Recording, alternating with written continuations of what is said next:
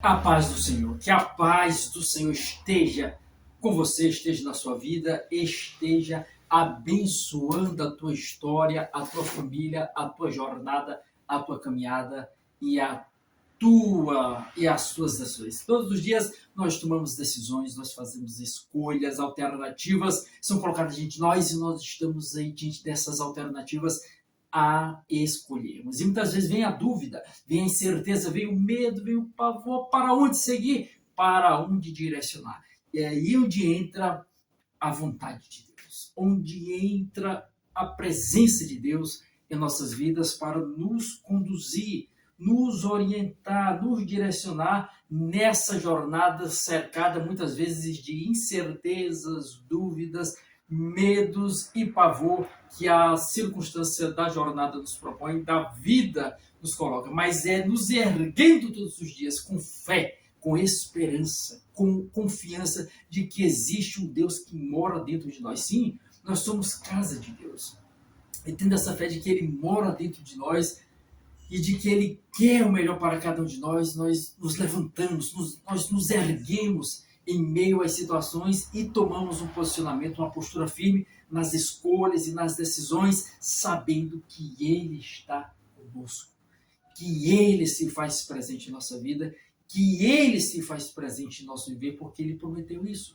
A sua palavra está aí recheada com as mais diversas passagens que nos dão essa certeza de que o Senhor está conosco. Ele mesmo prometeu lá em Mateus, capítulo 28, versículo de número 20, a parte B, diz o seguinte: ensinando-vos a guardar todas as coisas que eu vos tenho ordenado, e eis que estou convosco todos os dias, até a consumação dos séculos. Então, a presença do Senhor é real, é viva, é verdadeira no nosso meio, em nossa jornada, em nossa caminhada, em nossa vida neste mundo, a presença dele é real. E quanto nós falamos acerca dele, aí que ele se faz presente mesmo. Porque eu citei aqui Mateus capítulo 28, versículo 20. Agora eu cito Mateus capítulo 18 e o versículo 20, que diz o seguinte: porque onde estiverem 2 ou 3 reunidos em meu nome, ali eu estou no meio deles. Então a presença dele é real. Nós somos mais do que 2 pessoas nesse momento cultuando o nome do Senhor. Sim, cultuando a Ele. Porque o culto, você não vem para assistir o culto. Você e eu nos direcionamos para ofertarmos, oferecermos ao Senhor o nosso culto, o nosso melhor, a nossa vida, a nossa adoração, a nossa glorificação, ofertando a Ele porque Ele merece. Ele é digno de toda a honra, toda a glória e todo o louvor, e nós precisamos louvar a Ele. Já nos ensina o salmista no Salmo 150, verso 6. Todo ser que respira, louve ao Senhor. E você e eu estamos aqui para louvar, para bendizer, para enaltecer, para engrandecer a beleza da santidade do Senhor, ofertando e oferecendo a Ele nosso culto, nosso melhor, e tendo a certeza e a confiança de que Ele habita em cada um de nós e nos dar aí o direcionamento na vida, o direcionamento na jornada para continuar, para persistir, para prosseguir, para insistir em meio às situações adversas que a vida coloca diante das nossas vidas, diante de nós, diante da nossa jornada existência. Quando eu falo da nossa jornada é porque nesse período que nós passamos aqui na Terra, nesse período que nós circulamos aqui, estamos numa jornada que não sabemos quando vai se findar, quando vai se encerrar, quando vai se finalizar. A certeza é que uma hora vai cessar esse período. Nós estamos aqui nesse percalço, nessa jornada. Já nos ensinou o escritor, o salmista no Salmo 90, verso 10. Os anos da nossa vida sobem 70 anos, em havendo vigor 80 e 90. Nesse caso, o que passa disso é canseira e enfado, porque tudo passa rapidamente e nós voamos. Então, tudo é rápido, a vida chega a 70, 80, 90. Aí nós temos a previsibilidade da palavra, que é 120 anos, o limite, o teto. Está lá em Gênesis, capítulo 6, verso 3. E o seguinte: meu espírito não agirá para sempre com o homem, pois este é carnal e os seus dias serão 120 anos. Então, tem esse teto, tem esse limite, e o homem segue nessa jornada, sabendo que essa vida é passageira. Então, no percurso que nós estamos nessa vida, vivenciando a nossa jornada aqui, nós temos que ter a certeza de que ao sair deste plano terrestre, de morar com o Senhor, de morar nos céus, de estar com Ele, de viver para sempre com Ele, porque tudo aqui vai passar.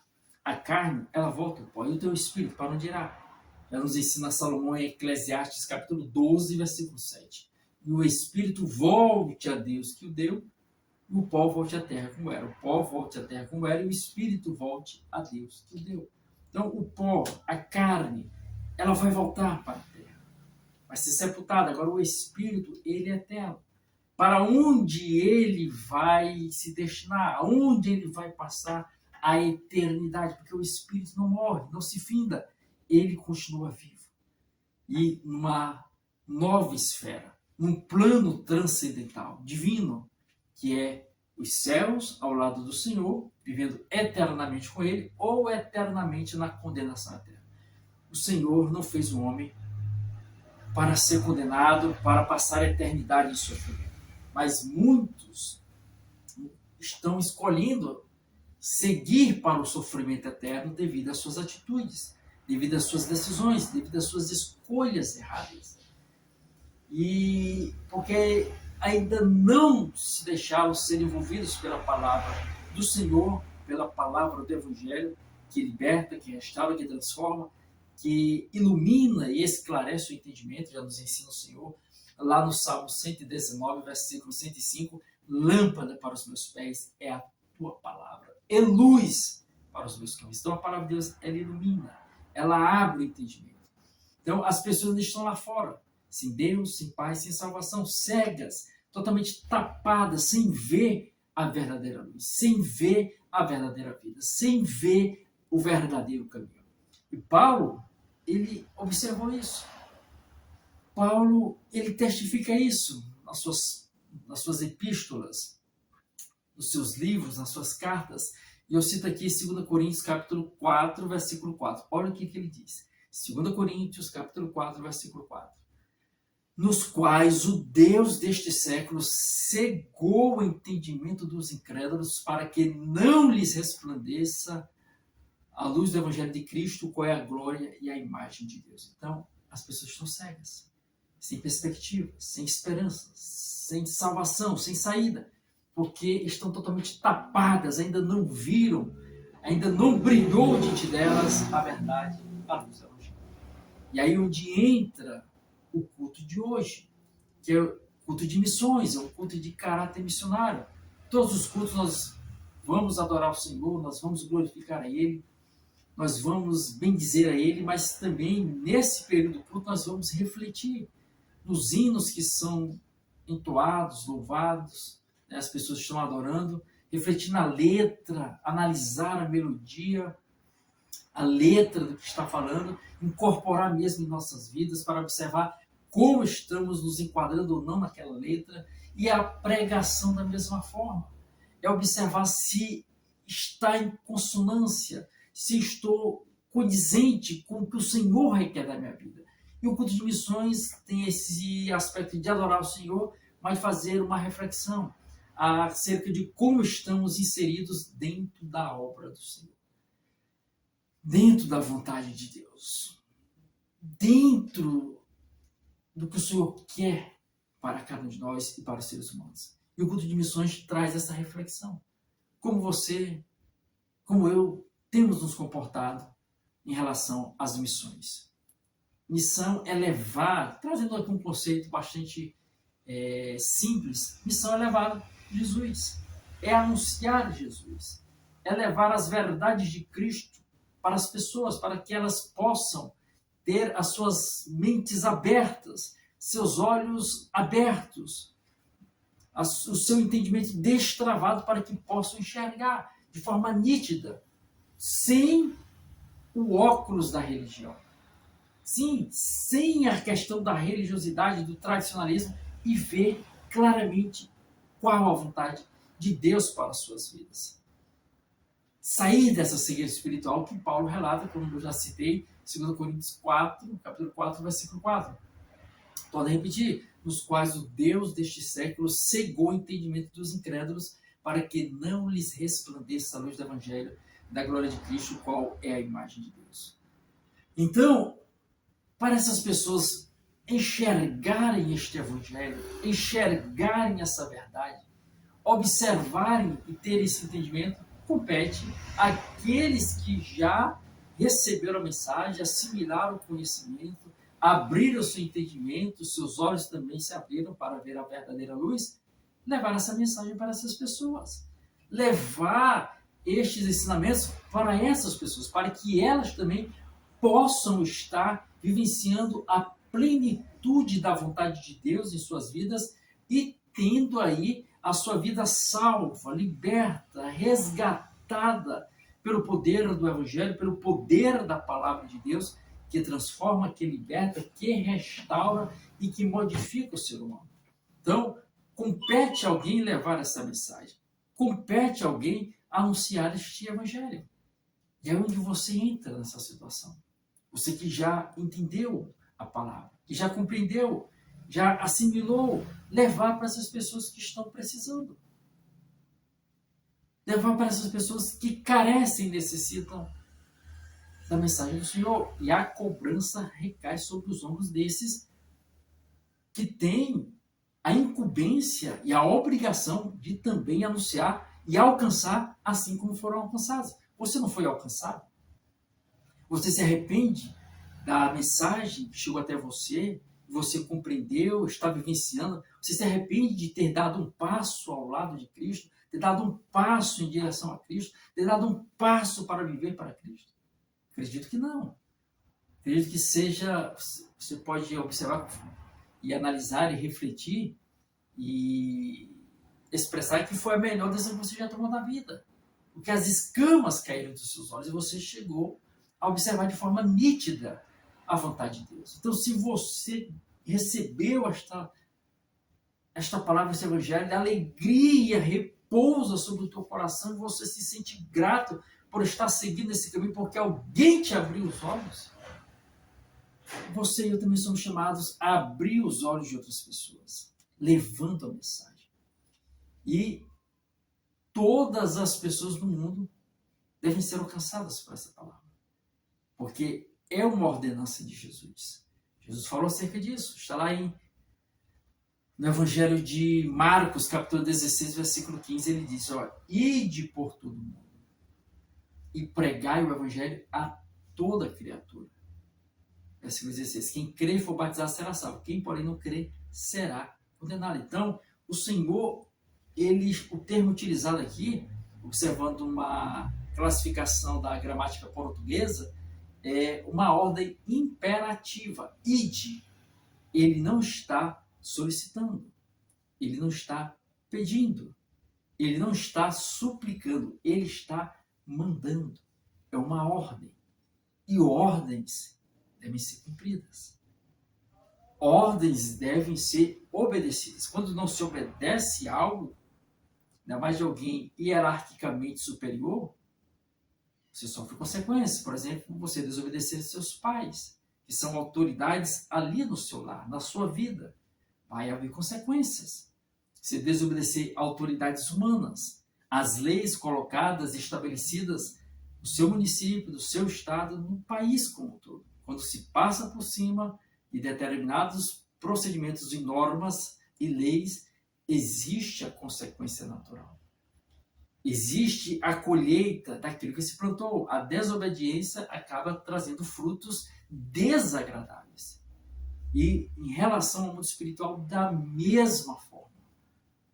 O Senhor nos trouxe diversas recomendações, mandamentos, preceitos, ordenanças, para que venhamos obedecer, para que venhamos vivenciar em nossas vidas. Porque ao fazermos isso, isso trará algo de benéfico para cada um de nós. Tudo que o Senhor coloca na sua palavra é para o nosso bem, é para a nossa benfeitoria. Então, e de forma sequencial para a benfeitoria de outras pessoas. Então, quando a pessoa passa por cima e descumpre isso, acaba sofrendo consequências. Olha o caso de Adão e Eva. Deus falou, Deus emitiu uma ordem, olha, de todas as árvores do jardim vocês podem comer livremente, mas a árvore do conhecimento do bem e do mal, esta que está no meio do jardim, não toqueis nela, porque no dia que vocês dela comerem, certamente morrerão. Mas em vez de obedecer ao Senhor, eles passaram por cima e ouviram a voz da serpente. E a consequência foi o quê? A separação total de Deus. A palavra nos diz lá em Gênesis 3 que na viração do dia o Senhor vinha visitar o homem todos os dias, na viração do dia. Quando o homem desobedece, aquele elo de ligação, aquele elo de contato, de proximidade, de afinidade, de intimidade foi quebrado. Uma parede se estabeleceu. Parede essa chamada pecado.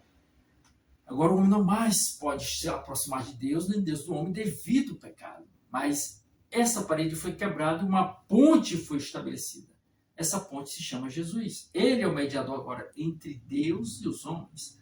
Por isso Paulo vai dizer em 1 Timóteo, capítulo 2, versículo 5. Porque há um só mediador entre Deus e os homens. Jesus Cristo, o homem. Então ele é esse mediador. Ele é esse que nos leva a Deus. E ele estabelece ordens para obedecermos. Dentre essas, levar a sua palavra.